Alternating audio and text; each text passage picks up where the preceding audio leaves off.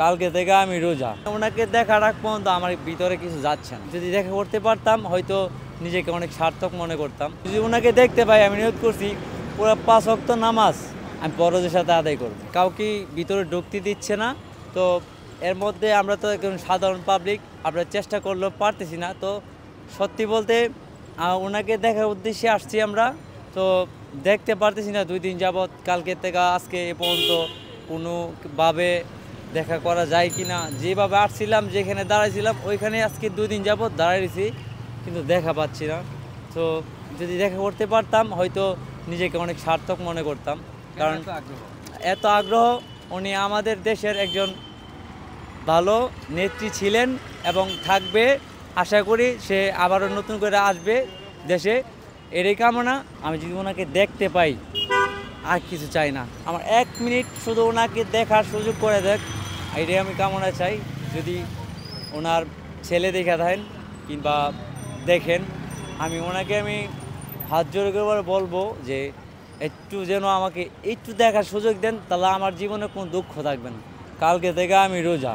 রোজা বলতে এমন রোজা যে আমার মনে যে চাওয়াটা ছিলেন যে ওনাকে দেখার খুব।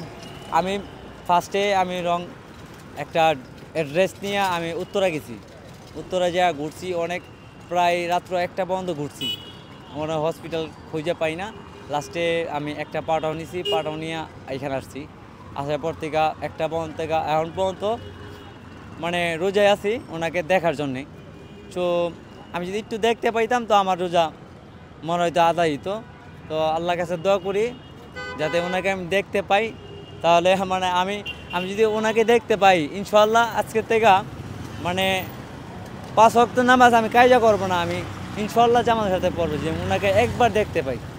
রোজা যদি রাখি, রোজার হিসাব, আমি যদি ওনাকে দেখতে পাই আমি নিয়ত করছি পুরো 5 ওয়াক্ত নামাজ আমি ফরজের সাথে আদায় করব। কারণ আমি মুসলিম, উনিও মুসলিম। আর এইটাই আমি চাই যে আমি ওনাকে দেখবার। কারণ আমি কালকে থেকে মানে এটা তো লজ্জার বিষয় যে আমি না খাইছি। অতএব মানে ওনাকে দেখার আগ পর্যন্ত আমার ভিতরে কিছু যাচ্ছে না।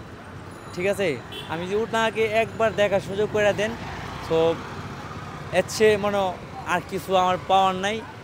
আর আমাদের দলের নেত্রী সে হলো অসুস্থ হয়ে গেছেন।